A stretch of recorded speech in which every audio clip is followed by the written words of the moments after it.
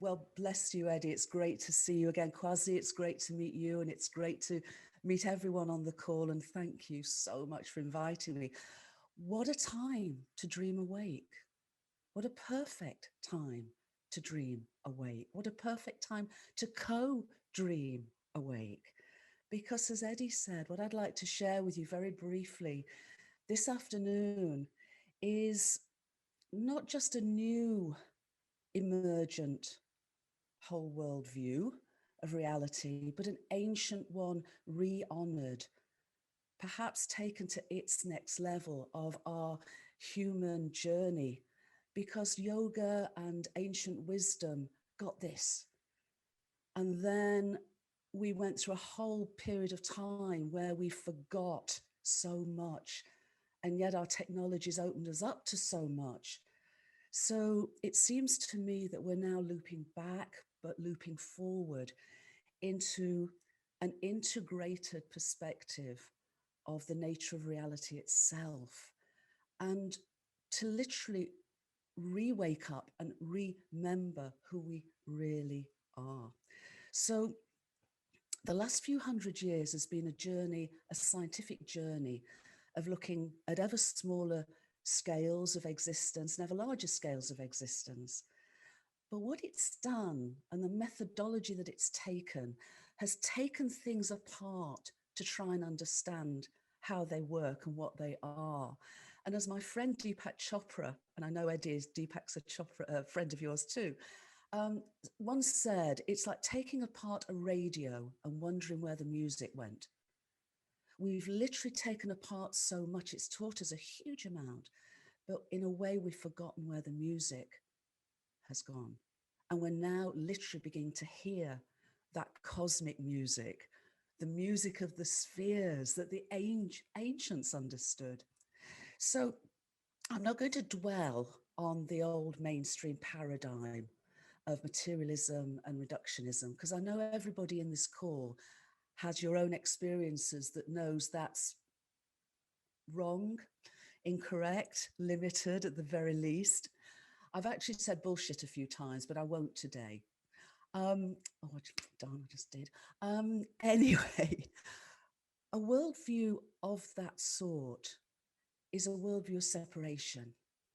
And a worldview drives our behaviors. So a worldview of separation drives a world of suffering, because all suffering comes from this misunderstanding and this illusion of separation. So what we're now finding instead, at all scales of existence and across numerous fields of scientific research, is instead a universe that exists and evolves as a unified entity, where not just everything's interconnected with everything else, but where everything we call reality, its appearance of space and time and energy and matter, actually arises from deeper levels of consciousness, of intelligence, of causation.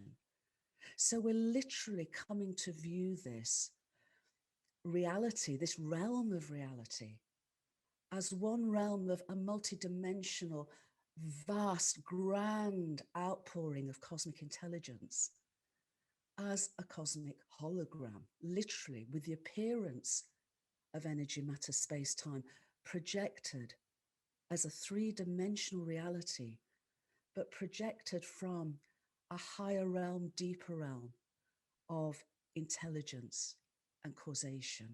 And it doesn't mean that reality isn't real. It just means it's very different from how we've been taught it was.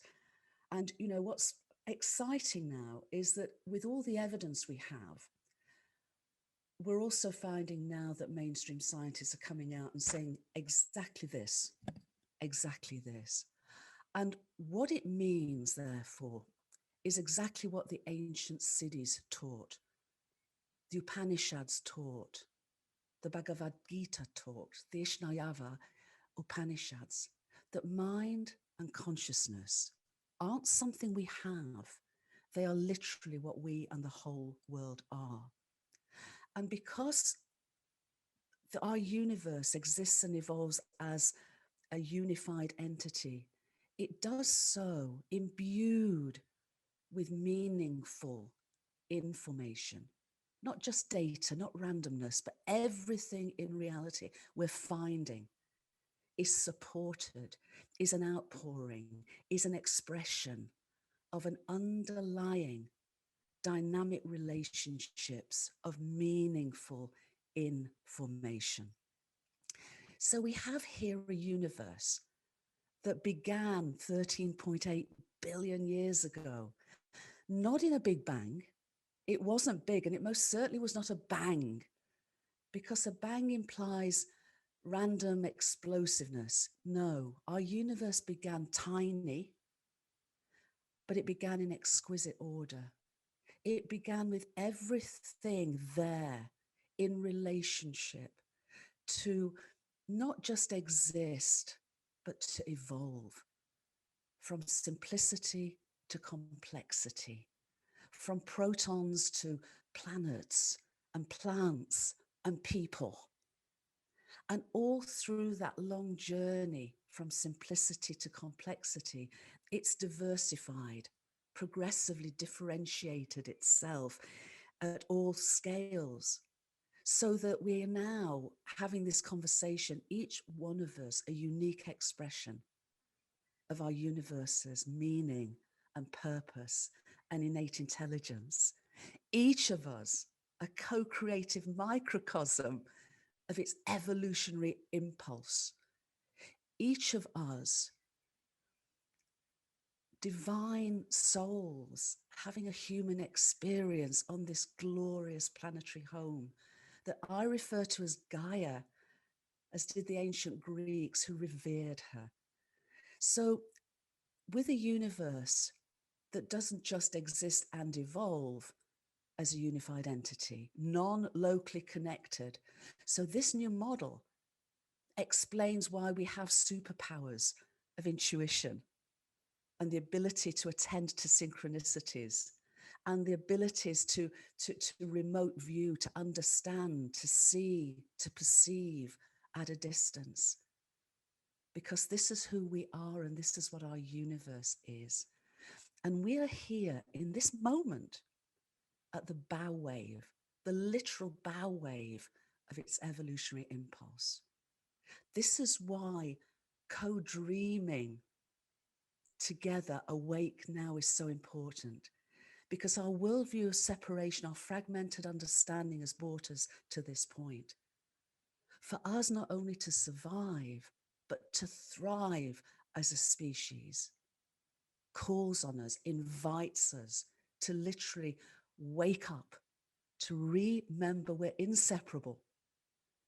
And yet the joy of that unity expressed in radical diversity. So each and every one of us has unique gifts. And when we come together, we can celebrate those, we can bring them together. We can literally, again, as Deepak so often says, we can be far more than the sum of our parts. This is our genius. This is why our universe diversifies and differentiates with such gorgeous abundance. No snowflake is the same. No tree is the same. No person is the same. And yet we're all common, co-creative microcosms of our universe and our universe soul's evolutionary journey. And what I'm inviting us all to do at this moment, as we co-dream awake into what our evolutionary potential can be, is to remember we're not just humans. We're also children of Gaia. We're Gaians. And we're cosmic beings. So for us to breathe into this, literally as we did before I began to speak, to literally breathe into our bodies, to in every cell of our body, every one of our 37 trillion cells is intelligent. And for every cell to remember, this is who we really are. So what I'd love to do, if everybody's happy, I'd love to guide us into a short attunement that just begins to perhaps resonate with the essence of how I feel we have the opportunity to co-dream awake together now. And then I'd love, Eddie, if it's okay with you and Kwasi, for the last sort of 7 minutes or so to open us up to any questions or any other explorations. Okay. So I'd like to invite everyone to just be real comfortable. And Huan Tan, oh, what a gorgeous, relaxing exercise we did before I started. So really feel back into that relaxed gentleness, where every aspect of our bodies is just going. And then to close our eyes. And I invite you to hear these words with the ears of the heart, with the ears of your soul. And there are 8 words. And each of these words, as I speak them, I'm just going to speak them and then hold the silence and the space for you to feel, literally feel into what each of those words means for you. Unity.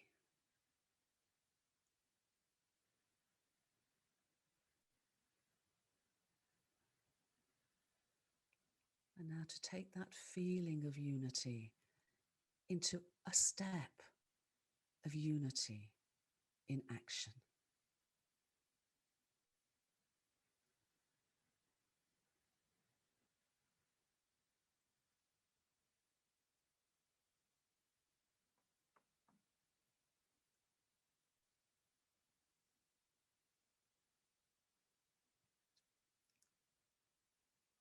And then peace. Feel into peace. Peace within you, around you, peace flowing through you.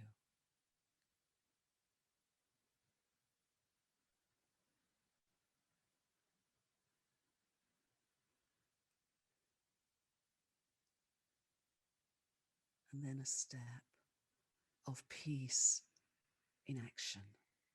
The being in the doing of peace in action.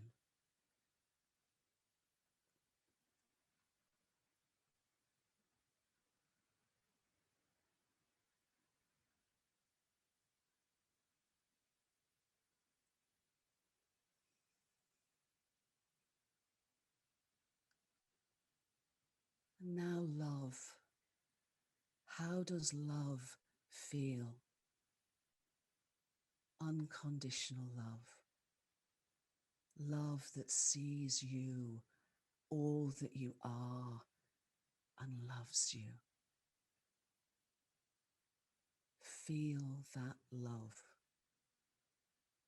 within you, nurturing you and around you.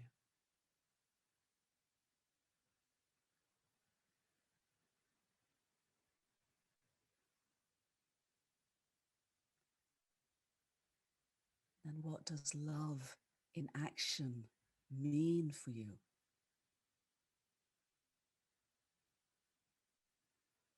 What does it invite you into? What does it take you by the hand and the heart and lead you towards?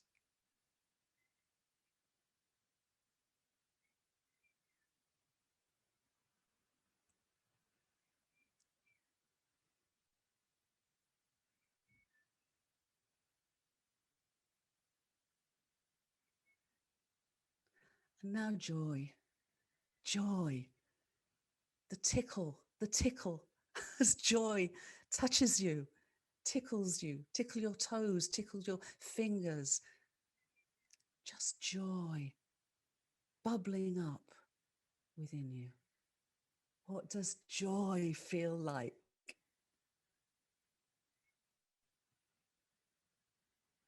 And what does it play with you to do? What does it play with you to do?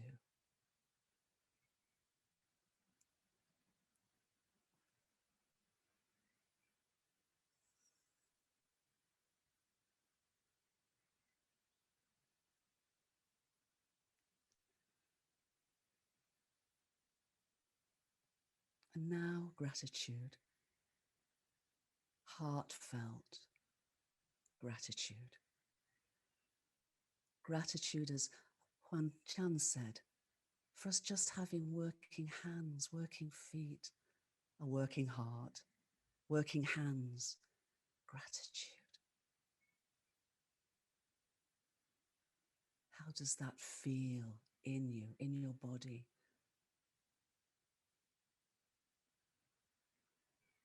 And what does gratitude call you, help you, gentle you into doing?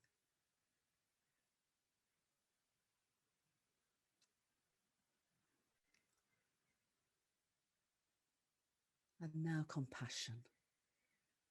Compassion without judgment. Compassion, empathy, kindness, and overflowing sometimes. A gentle, loving, peaceful, kind, lighting up our hearts, lighting up our hearts. Feel your heart light up with compassion, and what does it call you to do?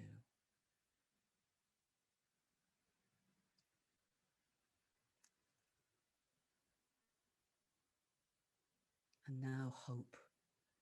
Hope, that tiny, tiny light deep within you when all else is dark, that divine, tiny, eternal light, not of wishful thinking, but of knowing and trusting our universe. Hope.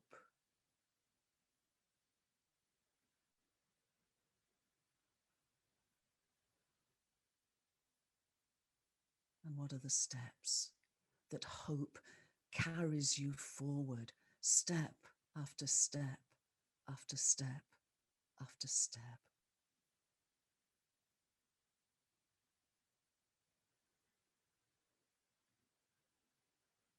And finally, belonging.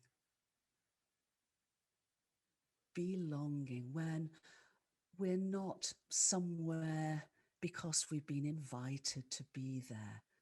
We're not somewhere because there's a call for diversity. We're not there because it's kind to be included. We're here. We're now because we know we belong. That deep, deep sense of knowing we belong.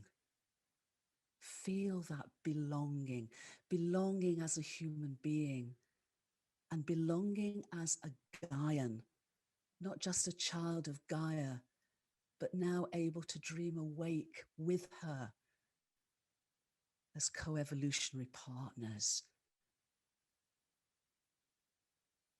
at this momentous time of conscious evolution.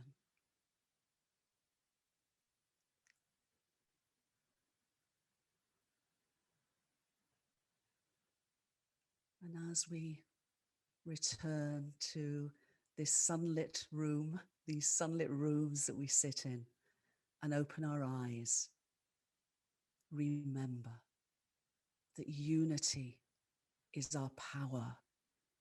Diversity is our strength.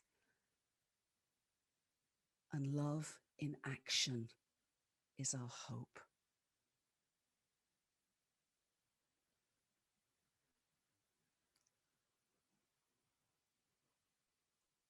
Namaste.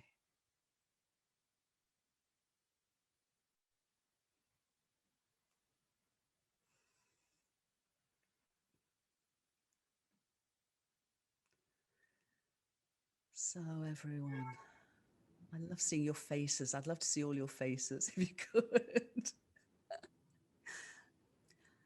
So Eddie, Kwasi, perhaps we can open up for the last 5 minutes with any Yes, questions or for sure. points. If you have any questions for Dr. Currivan, you can put them in the chat, or you can raise your hand and we can field your questions from there. So either in the chat, any questions or comments, or if you would like to speak, you can use the raise hand function on the Zoom chat. That was beautiful, Jude. Thank you very much. Thank you, Eddie. I love being a Gaian. You and me both. I know, right? Wow. I mean, you know, we also say a whole world view. We talk about acting local, feeling global, and thinking cosmic.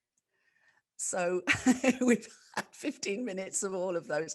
But I do feel that's really important, because when we can really feel into that remembering that we are Gaians, we enter such a deep, profound relationship with her and all her children. And it seems to me that this is a time, this is our moment. The ancients understood this, which is why they called her Gaia. The indigenous traditions, the wisdom keepers in all the indigenous traditions experience her as that. So for us to not just understand, but experience that and embody that in our lives seems to me such an incredible and vital aspect of our dreaming awake and co-dreaming awake together.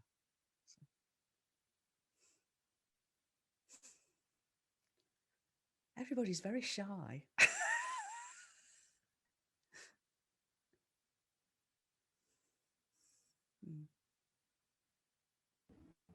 Okay, I'll ask a question then. How did you come to all of this? I mean, you had a very rigorous academic education at some of the best universities in the UK. And they must all think that you're bonkers for talking like this and talking about these things. So how did you come to all this? Well, first of all, they didn't think I was bonkers because I never spoke about it. And I never spoke about it. I never spoke about it then, because from the age of 4, I'd been experiencing reality in this way. You know, experience this reality as the shamans of indigenous traditions do, experiencing reality as the cities of the ancient traditions did. So for me, you know, reality has always been an experience, multidimensional adventure. And as a cosmologist, you know, I say I'm curious about the nature of reality. So it's been a curiosity of trying to understand an ever deeper sense of how the world is as it is, but also crucially why. So what I did is didn't just go to university. I then, as you know, went into international business, but I always kept that curiosity was always there, right, guiding me on and leading me on and inviting me on. And all of these lifelong perspectives of ancient wisdom and indigenous wisdom and leading edge science, I never saw them as different or separate. I just saw them as, you know, there's the old adage about you see an elephant and some people see the ear and some see the tail and some see the trunk. Well, I was seeing how the trunk and the tail and the ear of the whole elephant we call reality was coming together. And now what's so interesting is that one of the leading cosmologists in the UK, a guy called Professor Brian Cox, went on television 2 months ago and said, yeah, reality is a cosmic hologram. On daytime television, mainstream daytime television. Name of your book. And after the cosmic hologram was published in 2017, there were 2 major discoveries showing that all the patterning that I talk about in the book and share is actually there. A whole group of universities have found the signature of the cosmic hologram in what's called the cosmic microwave background, which is relic radiation left over from very early on in the universe. And a group at MIT were able to non-locally connect photons of light in the laboratory with essentially starlight from 12.2 billion light years away. Wow. So it really is the time now to sort of, this is the direction of travel. And of course, for all of us, it's vital because what it's showing is that mind and consciousness aren't something we have. They're not random, accidental outpourings, you know, of evolution, which of itself is random. It's not. It's very meaningful, very purposeful, and has been imbued and is mind and consciousness. The whole world is mind and consciousness. So I think it's a very exciting time because as we need to co-dream awake, the leading edge science now that I write about has got you back, has got our back. And that, yeah, and so these are things that basically you intuited and experienced as a small child, and then just worked upon and developed. And then, so these are things that are accessible to all of us then. Totally. Totally. I was part of a program the other day called Superpower about our intuition. And of course, when you understand that we are non-locally intertwined, we are part of the nature of reality, then intuitive insights is natural. It's not something outside a paradigm. It's an intrinsic aspect of that paradigm. And I think that's really important because, you know, we've been so much in our heads with this old separatist paradigm. This is allowing that longest journey of 6 inches from our head to our hearts to actually happen and come home to that and integrate it in a way that we don't have to put part of ourselves by the door. We can bring all that we are into all that we do. Beautiful. Yes.